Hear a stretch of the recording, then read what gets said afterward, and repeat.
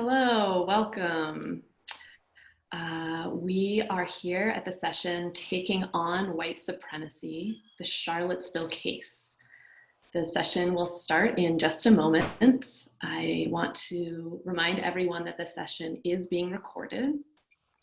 I also want to direct you with how to ask questions during our session.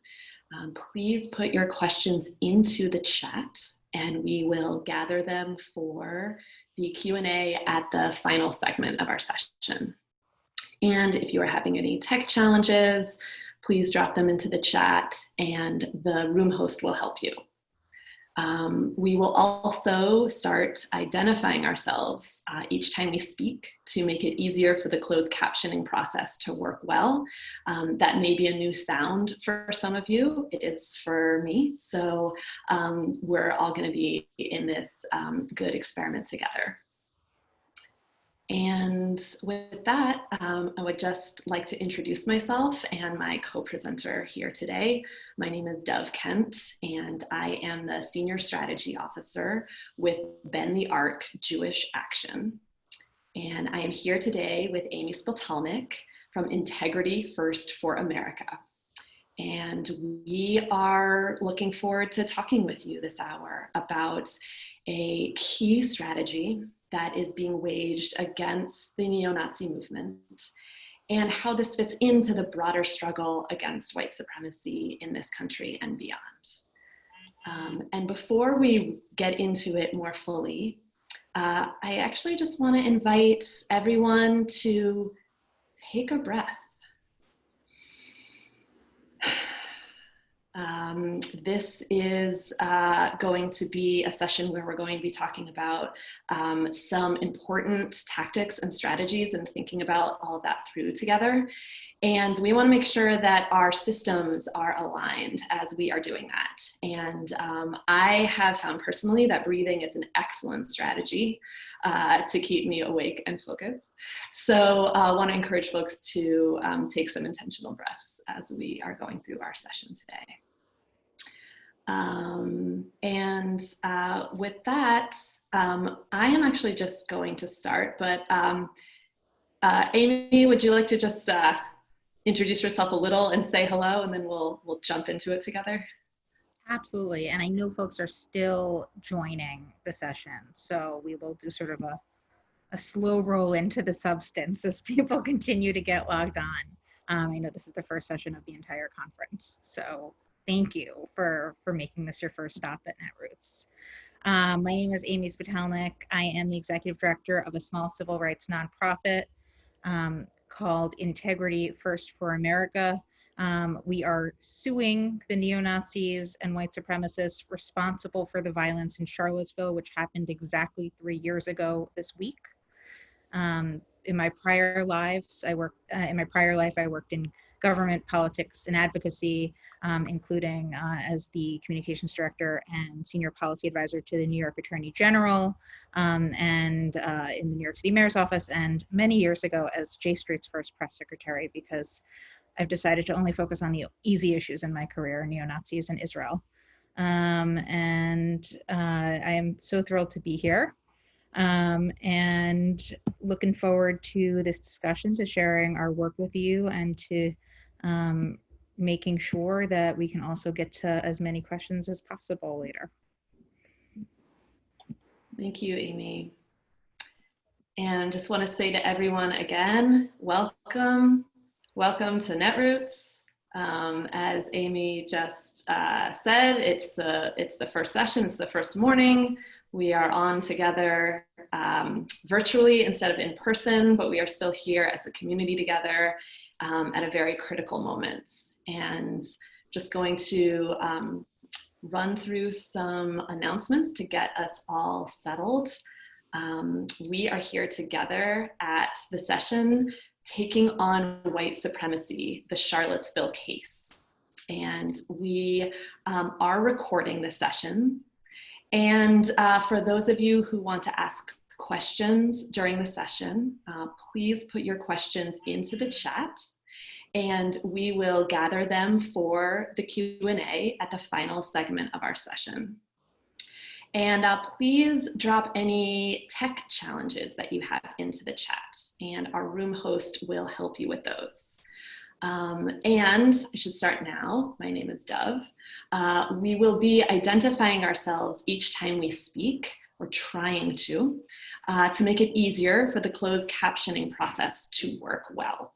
And so I want to introduce myself. My name is Dove Kent, and I am the Senior Strategy Officer with Bend the Arc Jewish Action. And again, I'm here with Amy Spitalnik from Integrity First for America. And we are looking forward to talking with you this hour about this important strategy that's being waged against the neo-Nazi movement and how it fits into the broader struggle against white supremacy in this country and beyond. And as we get started, would love again for folks who have just logged in to take a breath. Might encourage you to do that a few times this session. And for us to just keep breathing together, because we've got to get through this together, and we've got to be well as we do it. So I am going to just do a little bit of setting the stage for us today to talk about this important strategy. And a key piece that I want to have us to be versed in together is the concept of a system versus a movement. And the reason for this is that we need different tactics and strategies to fight a system than we do a movement. So getting clear on the difference will enable us to correctly assess the most impactful actions that we can take. So I want to start by thinking about white supremacy as a system, right? And for some of you, this is very familiar, in fact, violently familiar. So white supremacy is the system of institutions and ideologies that was established in Europe and exported around the globe to benefit white people on the backs of Black and brown people. It was established 400 or 500 years ago to justify the colonization of continents, genocide, and the enslavement of Africans.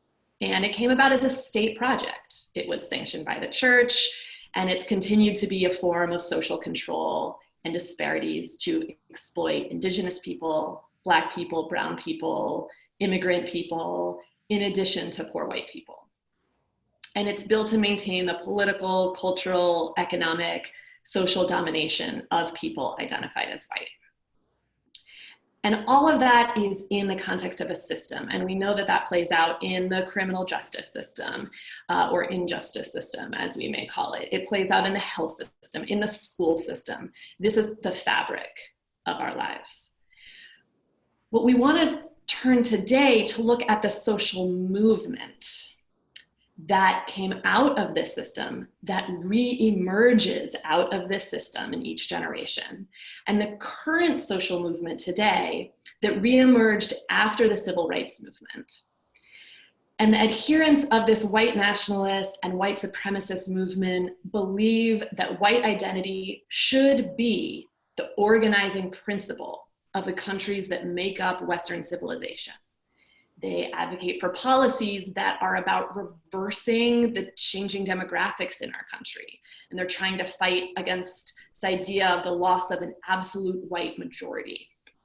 And so things like ending non-white immigration is an urgent priority for these folks because they're trying to preserve a white racial hegemony. And these racist aspirations are often disingenuously couched as proclamations for love of members for their own race, rather than being about power and control. And something that we really want to focus on is that this is indeed a movement, rather than the systems that people may be part of, whether or not they're choosing to be. Folks at the lead of this movement, they went and studied civil rights materials. They went to the Highlander Center to learn how they won. And they're using a lot of the same tools that we use to build our movements: base building, leadership development, absorption, campaigns. This is an active movement that we are up against. And that is one of the reasons that we need to think very, very specifically about strategies that are countering this from a movement perspective. And with that, I actually want to show a video from Integrity First for America that grounds us in the anniversary or commemoration that we are currently in this week, and that also sets the stage for the work that Amy is going to tell you about. So I'm just going to share my screen with you all.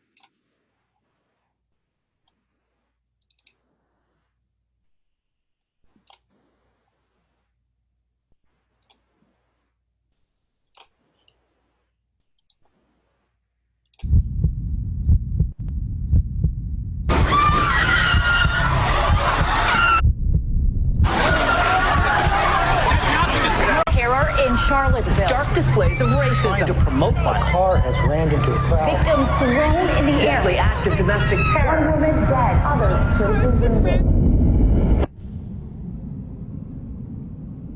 10 of the people who were injured in Charlottesville, including 3 of the people who were hit by that car and survived, have now brought a lawsuit against not only the murderer who drove his vehicle into the crowd, but also the leaders of all of the white nationalist groups that organized and promoted the Charlottesville event.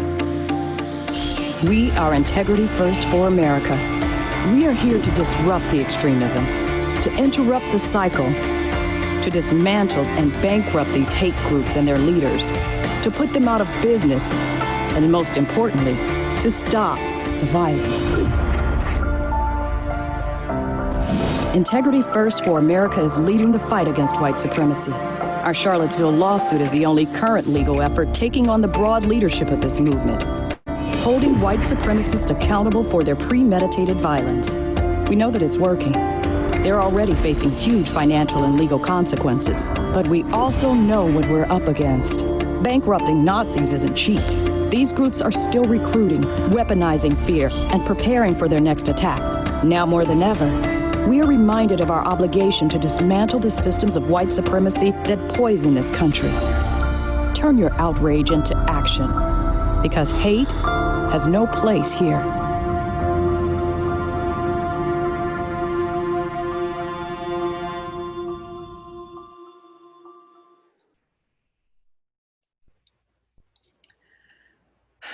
Okay, I want to invite another breath. And Amy, can you give us an overview about this strategy that you are taking against the movement? This is Amy speaking. So there's so much to say about this case, about what happened in Charlottesville 3 years ago and how it ties into the broader fight against white supremacy and white nationalism in America. I'll give a quick overview, and then in the course of this discussion, I'm sure we'll touch on a lot more of that. What's so important to understand is that what happened in Charlottesville 3 years ago this week was not an accident. The violence that we saw first on Friday, August 11th, where neo-Nazis and white supremacists carrying tiki torches, which were meant to evoke the KKK and the Nazis, descended on the University of Virginia, terrorizing students, ultimately surrounding a small group of peaceful counter-protesters at the Thomas Jefferson statue on campus, where they threw fuel and lit torches, kicked, punched, beat them up. One of our plaintiffs, an African-American UVA student, said he thought he was going to die that night. The violence, of course, continued throughout the weekend. We saw some of those images in that video, which I think 3 years later is still as horrifying to me as it was 3 years ago. They surrounded the small local synagogue, chanting "Sieg Heil," carrying semi-automatic weapons. One of the details that always gets me is that the synagogue was home to a Torah scroll that was saved from Nazi Germany, and in 2017 in America, it was once again under Nazi threat. They charged a line of interfaith clergy, including Cornel West and our plaintiff, Reverend Seth Wispelway. And ultimately, the day culminated with James Fields driving his car into a crowd of peaceful protesters who were walking home that day, killing Heather Heyer, injuring many others, including our plaintiffs, Marcus Martin, who is the African-American man you can see sprawled across the back of the car in that iconic photo of the attack, his then fiance, now wife, Marissa, Natalie Romero, who you saw in that video, whose skull was shattered, and a number of others who were grievously injured both physically and emotionally, and many are still recovering 3 years after the fact. And so, as I said, nothing that happened that weekend was an accident. Rather, it was planned for months in advance, particularly on social media, namely on a platform called Discord that I suspect many of you might be familiar with. It's typically used by video gamers to chat while they're playing a game. It was co-opted by the leaders of the Unite the Right rally in Charlottesville for planning purposes. And in these chats, they discussed everything from the mundane. What do we wear? What do we bring for lunch? Will mayo spoil in the sun? How do you best sew a swastika onto a flag? It really was sort of the banality of evil, as Hannah Arendt calls it. And of course, also the sick. They talked about which weapons to carry, how they wanted to crack commie skulls, how they could use things that might appear like, quote, free speech instruments, like poles, like flag poles, as weapons. And they even discussed hitting protesters with cars and then claiming self-defense, which is, of course, precisely what they did. And in July of 2017, a month before the violence, there was a horrific chat in which one of the leaders said, I'm, quote, I'm not just shit posting, I'm serious. What is Virginia law about, hitting protesters if they're in the roadway? And they shared a meme that showed John Deere's protester digester intended to illustrate hitting protesters with a vehicle. We'll get back to this, I'm sure, later in the session, but the fact that 3 years later, we're seeing a horrific rise in car attacks, many of them fueled by memes like the one we saw in these chats, is not an accident. Much like what happened in Charlottesville wasn't an accident. This is a deliberate strategy of the white supremacist movement in America right now. And so, on behalf of the Charlottesville community members who were injured in the violence, we are suing 24 neo-Nazis, white supremacists, and hate groups who were responsible for orchestrating what happened. There were hundreds of extremists in Charlottesville, and it wouldn't have been easy or doable or the right legal strategy to take on all of them. What this case specifically does, using chats that were leaked via Unicorn Riot, which is a journalism nonprofit some of you might be familiar with, and of course we've since subpoenaed those chats from Discord and other platforms. We've used those chats to identify the specific leaders responsible for orchestrating what happened. We are suing them not under speech pretenses or even incitement.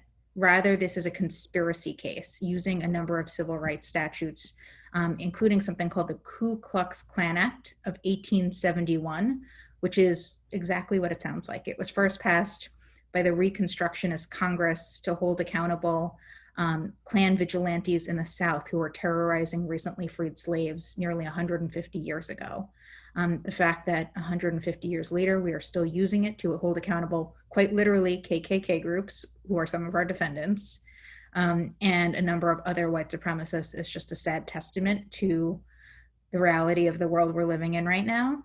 And I will just conclude by saying, unsurprisingly, and I'm sure this is unsurprising to many of you, the leaders and groups responsible for what happened in Charlottesville are also the leaders and groups at the center of this violent white supremacist movement in America. And so we see deep, disturbing connections between them and the broader cycle of violence over recent years. We know that the Pittsburgh shooter who killed 11 Jews praying in synagogue nearly 2 years ago communicated on Gab with some of the Charlottesville leaders before his attack. We know that the Christchurch shooter who killed dozens of Muslims praying in mosque in New Zealand last year painted onto his gun a white power symbol that was popularized by one of our defendants. Christchurch in turn inspired Poway and El Paso, Paso being the deadliest attack on the Latinx community in recent American history. And even now, during both coronavirus and the Black Lives Matter protests, we see over and over again attempts by our defendants to spur violence, disinformation, and other terror. There's so many examples there, and I think we'll drop into the chat a summary of these efforts, but one that might be of particular interest to folks is Identity Europa, one of the white supremacist groups we're suing, was the group behind the now viral tweet that purported to be Antifa and urged violence and looting in white neighborhoods earlier this summer, and that in turn led to armed white men showing up in communities under the guise of fighting Antifa, protecting from Antifa. And again, we see over and over again the same tactics in Charlottesville that were used in Charlottesville come into play here. Disinformation, trying to blame Antifa for violence, and of course, as I mentioned earlier, the horrific rise in car attacks, including many that we've seen in recent months targeted at protesters, including just up the road from Charlottesville in Richmond, where a KKK leader was just put in prison for 6 years for hitting protesters earlier this summer. So there's so much to say about this case, but I will just end by noting that by going after these groups, these leaders that are at the center of the movement, we're not just going to hold them accountable for what happened in Charlottesville, but we have the ability to bankrupt and dismantle them, which will have ripple effects that go well beyond Charlottesville and set a clear precedent and message and deterrent that if you are part of these violent racist conspiracies, you will face very severe consequences. Thank you, Amy, for bringing us all into that and for this work that you're doing. I want to also, again, invite folks to take a breath. We started talking about some of the ideology of these groups, and I'm wondering, through this case, through the information that you've subpoenaed, what have you been learning about some of the ideology of these groups, and what would it be helpful for us as a Netroots community to know along with you? There's, again, like with everything that we're talking about, there's so much to say here. So I'll try to stick to some top lines. And I know you also have a ton of expertise in this space, so please jump in. So, when you hear things like Jews will not replace us, or when you see manifestos like the ones we've seen come out of Pittsburgh and Christchurch and El Paso and so many other horrific attacks, there are some very clear through lines, not just the connections between the people and the groups that I illustrated, but this ideology. And while there are certainly minor probably from our perspective, major from their perspective, but while there are certainly differences in the movement in terms of specific ideologies, some of the details of their goals, at the end of the day, many of them are motivated by the idea, by a fundamental white supremacy and the idea that they want some sort of white ethno-state that probably all of us on this Zoom right now would not fit into their vile vision for. Many adhere to something called the Great Replacement or replacement theory. So that is quite literally what they mean when they say Jews will not replace us, and talk about the genocide of the white race. So this is the same ideology we've seen in so many of these white supremacist attacks in recent years. And while there are some small differences between different versions of the theory, it generally goes like the white race is being replaced by Black and brown people. In many cases, Jews are the puppet masters behind that. And that's what they mean when they say Jews will not replace us or you will not replace us. And so it's that ideology that directly fuels so many of these attacks. And for example, the Pittsburgh shooter specifically chose the synagogue he attacked because they partner with HIAS, the Hebrew Immigrant Aid Society, which is a nonprofit that works with refugees of all backgrounds to support them as they're coming to the United States. The El Paso shooter drove, I think, 10 hours out of his way to target a Latinx community because it was about this idea that Black and brown people are replacing the white race in Texas and around the country. And there's so many other horrific examples like that I don't recommend reading, but if you're looking to understand this better, there's no shortage of examples along those lines. And what's also important to understand about this ideology is the way in which social media has allowed it to grow and thrive. And I know we're going to get to this in a second, but so many of the memes, so many of the fundamental arguments and ideology that are at play here have spread rapidly through social media, and that is why this movement is not like it was 150 years ago when the KKK Act was first passed, relegated to specific pockets of the country. In the past, white supremacists used to be able to operate in their specific regions, and it was heinous and horrible and violent, but they were limited in their reach. They targeted specific communities, generally where they lived, around the woods where their clan dens existed.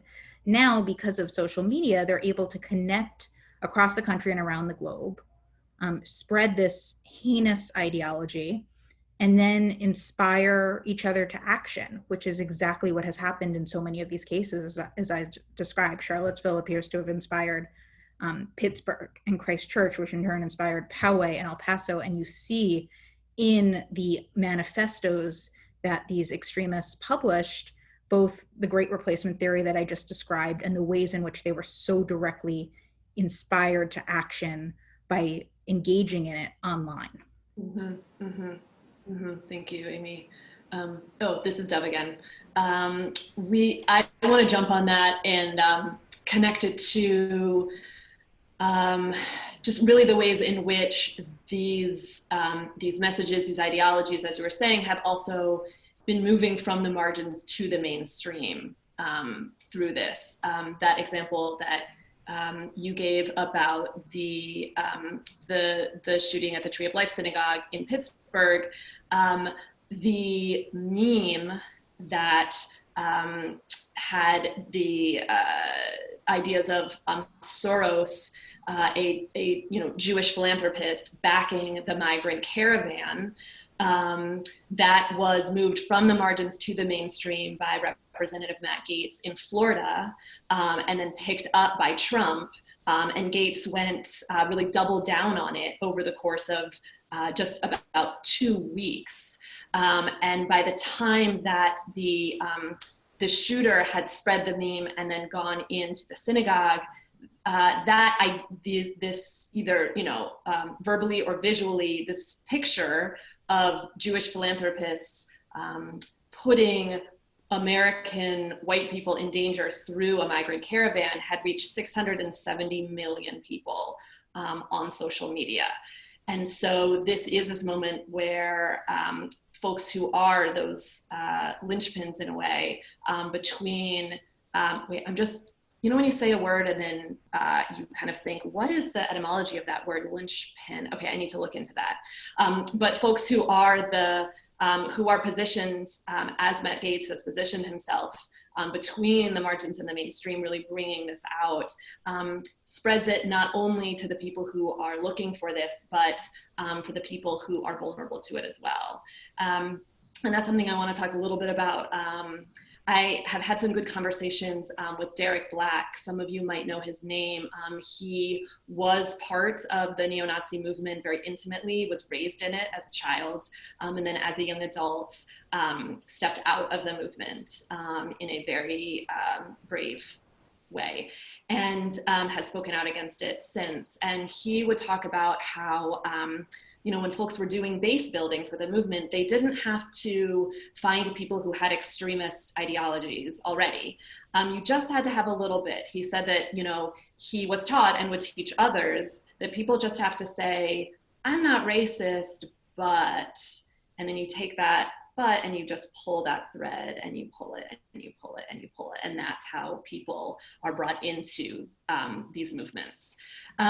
Also just kind of backing up and really looking that this is a right-wing populist political strategy that Trump and his party are utilizing. It plays on people's suffering by pointing to an already marginalized group as the source of their suffering and positioning the leader as the one who will save them. And linked to that, I actually want to share another video that was just put out this week by Ben the Ark.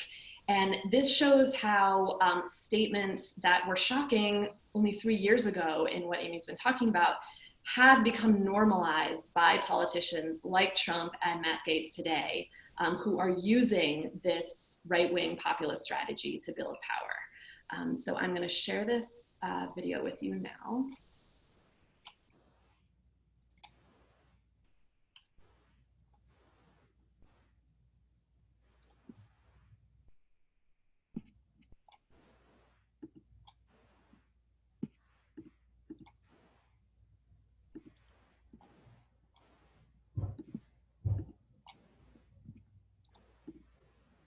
Trump and his allies are sounding a lot like the Nazis who marched on Charlottesville 3 years ago. In 2017, these deadly events shocked us all. Today, their rhetoric is just as shocking. You remember these guys. Jews will not replace us! or people like Richard Spencer. We will not be replaced! Today we're hearing the same replacement language from Republicans. Here's Florida Rep. Matt Gaetz. The left wants us to be ashamed of America so that they can replace America. We will not be replaced! White nationalists believe in something called replacement, a racist and anti-Semitic conspiracy theory that says non-white people are taking over the country and causing a supposed white genocide. Now, Gaetz didn't say anything about a cultural genocide, but oh wait. There is an attempted cultural genocide going on in America right now. This is a great country. It is worthy of our pride and our defense. American pride, huh? We're here to stand for Robert E. Lee because they're removing the Robert E. Lee statue.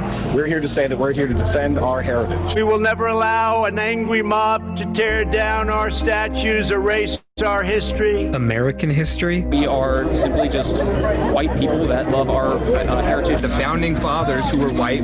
See, when people say things like cultural genocide, they're referring to the same white supremacy as the Nazis 3 years ago, thinly disguised as a pride for American values and history. The ethnic cleansing of America and the destruction of the American way of life. We will defend, protect, and preserve American way of life. And Republicans have also adopted the white nationalist pattern of deflecting blame for the violence they stoked themselves, pointing the finger at anti-racist protesters. The radical left is getting more violent every single day. The radical left wants to tear down everything in its way. Armed militant left-wing radicals. Radical left criminals, thugs, and others. If there was any doubt what they mean when they say radical left. Radical left, corporations, and the state are all on the same Jewish side. Trump is currently running for re-election sounding like a neo-Nazi. These aren't just words. This rhetoric has fueled real violence against Jews and other communities. Hate crimes are up. We were frightened in 2017 and we're frightened now.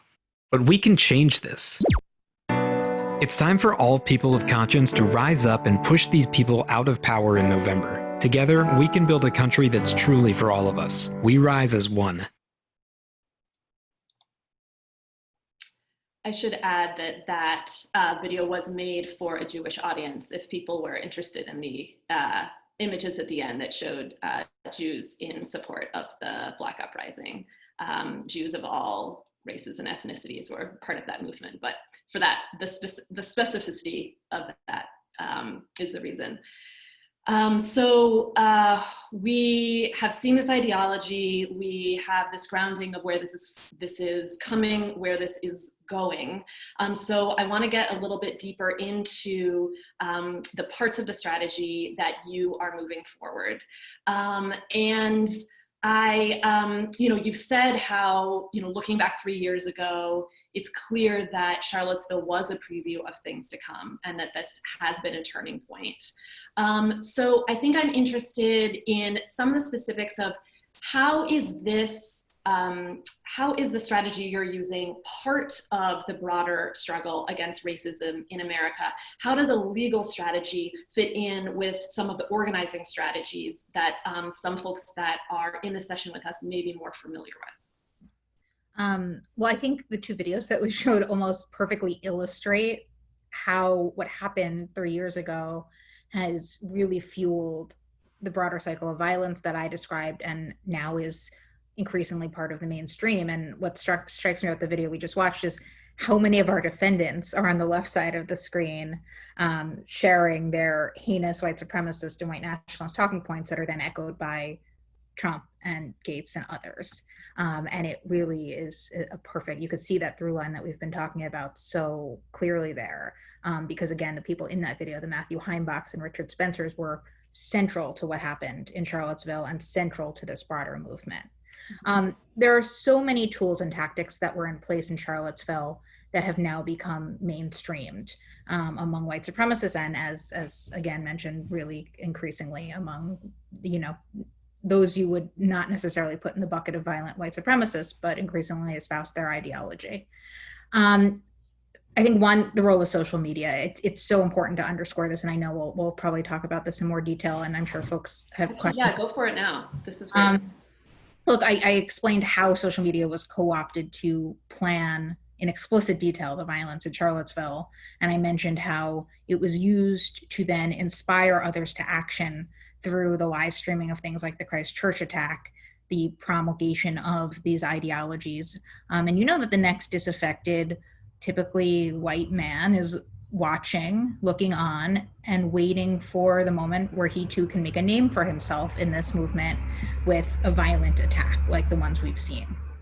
And understanding how much, frankly, social media companies across the board have failed us in this regard, in the sense that for, in some cases, decades, extremism has been able to run rampant on these platforms. In some cases, like Discord, Facebook, Twitter, and otherwise, the sites aren't built with the intent to become hubs for extremism, but they have not taken action to do much about it. Some have, as we all know, recently started to take some actions, like Twitter. Others, like Facebook, have been pretty staunch in their refusal to do so. Either way, it's not sufficient. And then, of course, there are those that are quite literally building business models on becoming platforms for extremism, like 4chan, 8chan, rebranded as 8kun, Gab, Telegram being a very popular site among our defendants and many of their supporters currently. It's where they have, our defendants and their supporters have quite literally threatened our team, and where they keep a list of Jews that are speaking out against white supremacy. I'm on it. I suspect you might be too. It is a delight.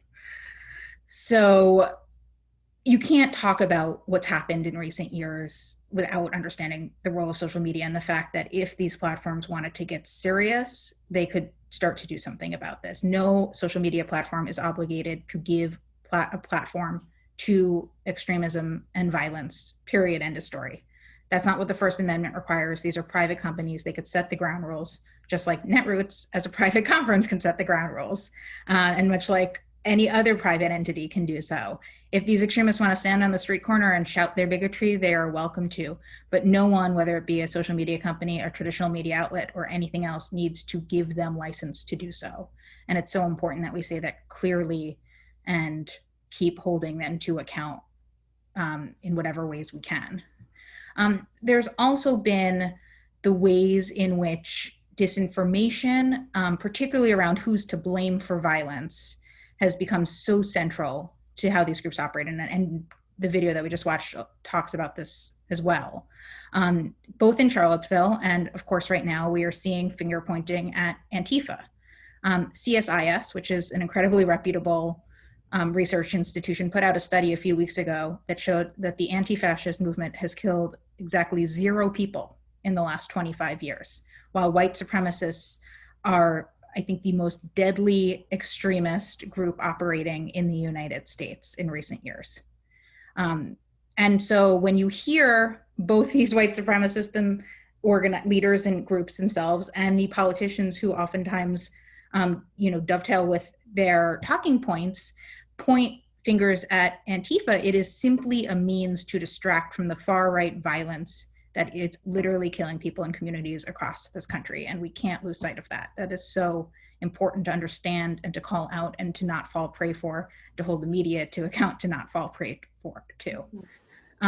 Similarly, the same disinformation tactics we see sort of fuel that. I mentioned earlier, one of our defendants, Identity Europa, was behind a viral tweet that purported to be Antifa and urged violence and looting in white neighborhoods.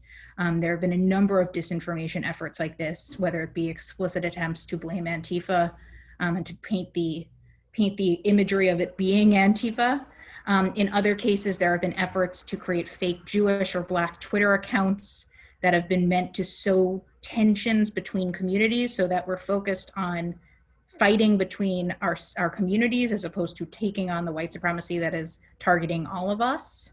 And there's so many other examples in this regard. I know that I'm sure many of the people watching here have been grappling with it in their own work as it relates to extremists trying to distract and deflect from the issues at hand, which particularly right now is so crucial during a much needed public reckoning on racial justice.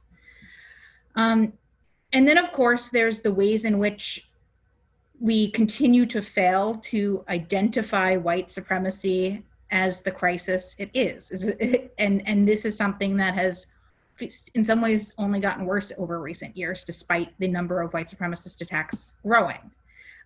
We already know from the beginning of the Trump administration, putting aside their own rhetoric and winks and nods and increasingly explicit language, they were actively disinvesting from the programs that were meant to combat violent extremism in America. So in some cases, that's the Department of Justice cutting civil rights investigations and prosecutions by nearly 2/3, as Vice reported last year, 2/3 from the end of the Obama administration to 2019, which is pretty horrific. And by the way, makes private plaintiffs like ours all the more relevant because DOJ is not taking action like it would in normal times. And it also means cutting other programs that would go a long way towards treating this as the urgent national security crisis it is.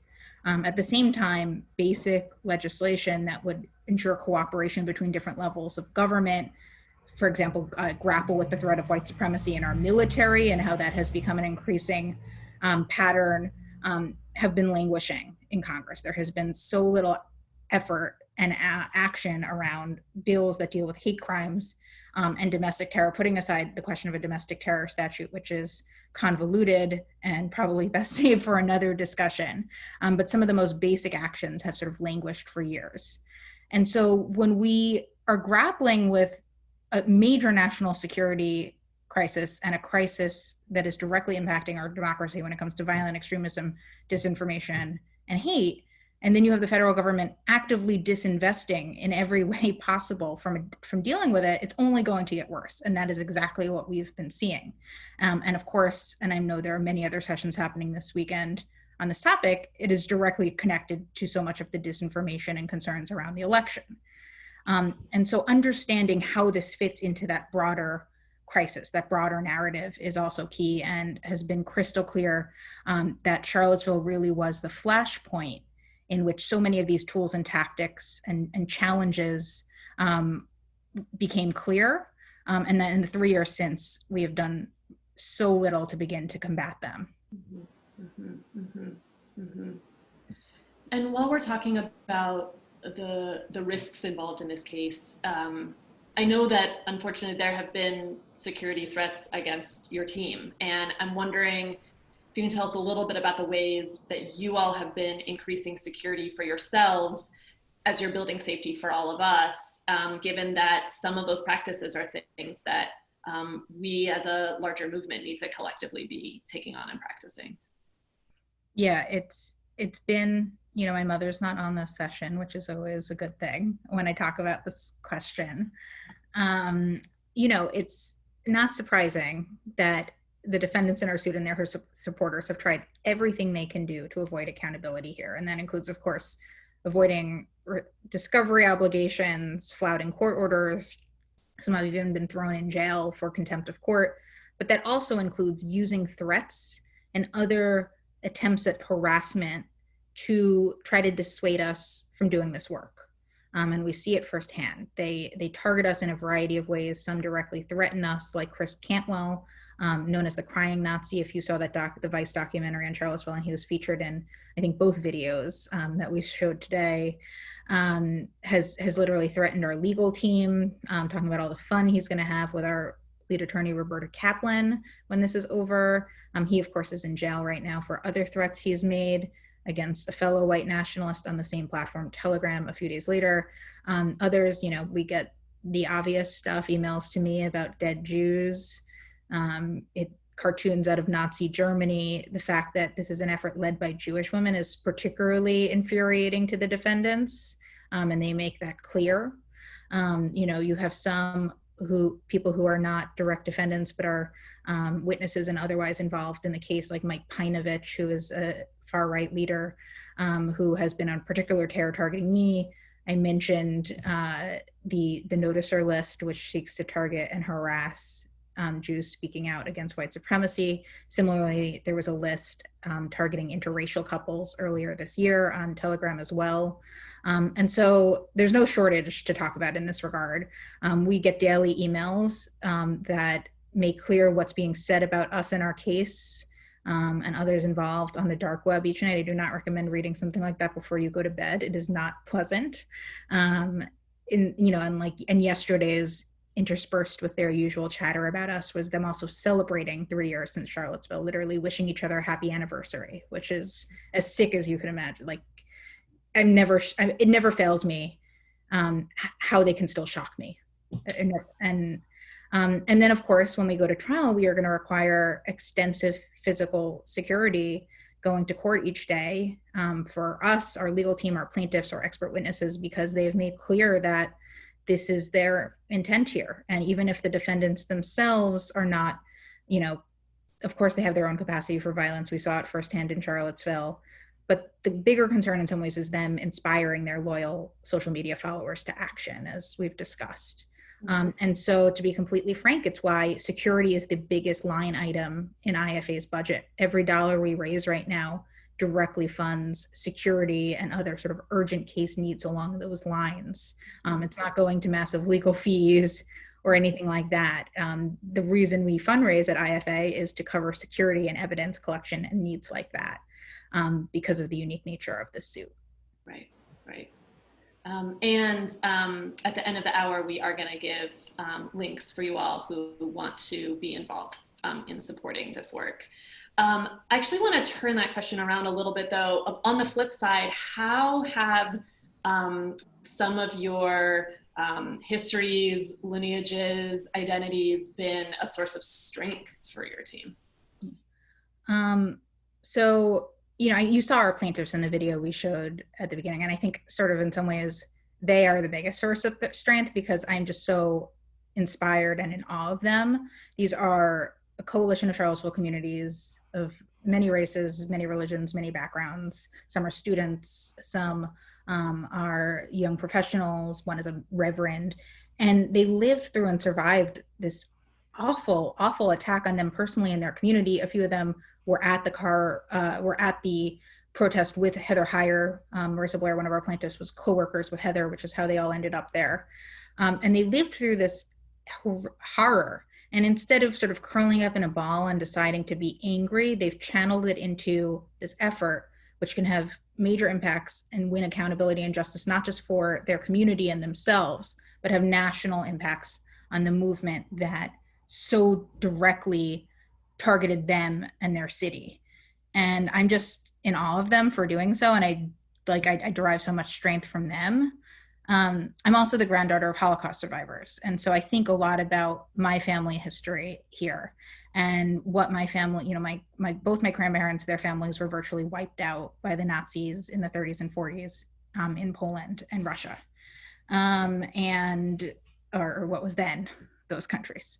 And they survived, reconnected at a displaced persons camp and came to America with hope of a better life and raised a proud Jewish daughter who raised me, and here we are.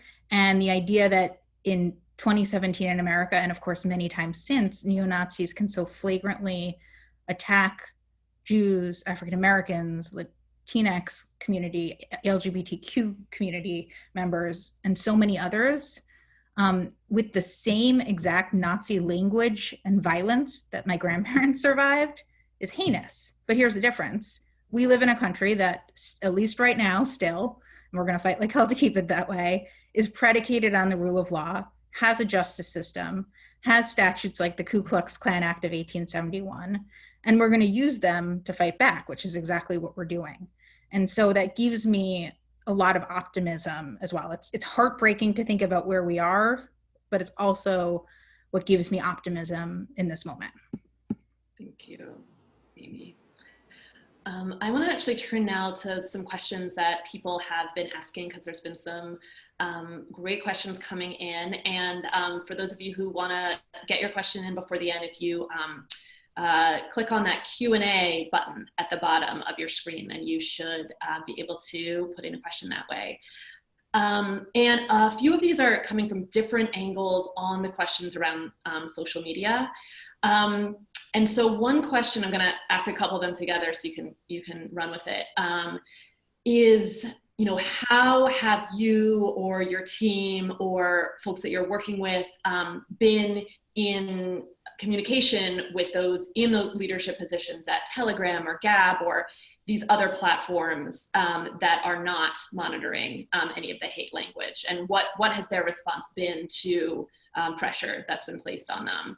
And then related to that, there's a question about what are some of the best practices or tactics for people who are not, part of this case, but are at home and on social media, to push back against instances of white supremacy, like when it comes up as comments or images in a social media feed, or when there's videos planted. So from both a larger institutional and also from an individual perspective, what are some of the ways in which people can fight back, and what have you seen for responses? Yeah, I think it's worth distinguishing between sort of two buckets of social media sites, just to sort of, you can distinguish in other ways, but for the sake of our limited time here. The first are the companies where, like the Facebooks, Twitters, Instagrams, YouTubes, et cetera, where hypothetically we can try to change the behavior in some way. And there are many efforts right now to do so. Change the terms, accountability text, stop hate for profit. These are all campaigns and organizations that have sprung up in recent years to do just that. And they're doing extraordinary work. And I would recommend checking them out, getting involved, signing up, because they're doing such critical work right now to hold accountable these social media companies to the values that they, in some cases, just pretend to espouse. Others, there are definitely tech companies who are trying, or at least starting to try to do the right thing. One of the examples I always like to point to is not a social media company, but Airbnb. We all probably have many feelings about Airbnb, but in the lead up to Charlottesville 3 years ago, they actually started canceling reservations for people who were clearly coming to Charlottesville with the intent to terrorize the community. And that's something that a tech company can do that is sort of, figuring out within their terms of service, like, yeah, if you're coming to a community to terrorize it, that does not fit within terms of service. The same way that espousing racism, anti-Semitism, and white nationalism on Facebook shouldn't fit within Facebook's terms of services. So putting the pressure on companies whose behavior can hypothetically be changed in some way. I think obviously we all know that is a hard battle, and there's a much larger discussion happening on this on a variety of levels, including on the legislative level right now. But then there are also the companies like the Gabs, Telegrams, 4chans, 8chans of the world, whose entire business models are built on extremism. And in those cases, it's the domain registration companies and the web hosting companies that can have an impact. Some have already pulled web hosting and registration from some of these websites. There's no reason that major companies in those spaces should be giving license to sites like the ones I described to run extremism factories, which is what they are. And so understanding that distinction, doing the advocacy and the boycotts and the other work on the first bucket that are currently happening to hold them accountable and try to change the behavior, and putting pressure through the back end through web hosting and domain registration companies and otherwise on the second bucket are things that we can all do. And I think particularly people who might be at Netroots are well positioned to take action in this space. Thanks, Amy. This is Deb again. And I actually wanted to make sure that there's a chance to say very specifically that and this is a question that came in as well, what does success look like in this case? What is the ultimate goal? I would say there are three key goals here. The first and most important is justice for our plaintiffs and accountability for the defendants. James Fields, who drove that car, did not act alone.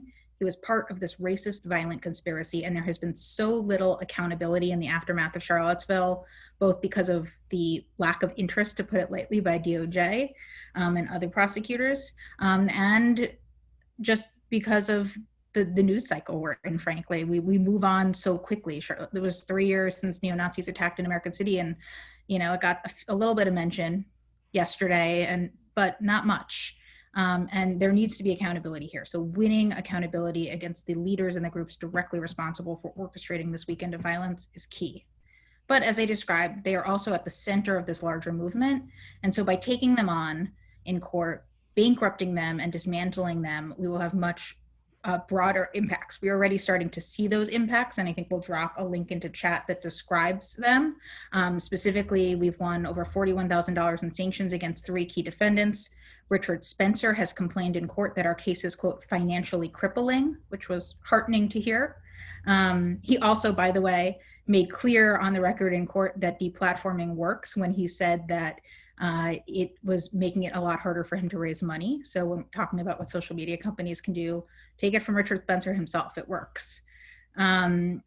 And of course, when we go to trial this fall, we are scheduled for trial in October. I don't know if I mentioned that. Nothing else is, of course, happening in October. So it will be a very quiet fall for all of us. But when we go to trial this fall and win large civil judgments against them, it will have an infinitely larger impact, bankrupting and dismantling those at the center of this movement. And then finally, it's about the precedent, the deterrent, the message that this case sends.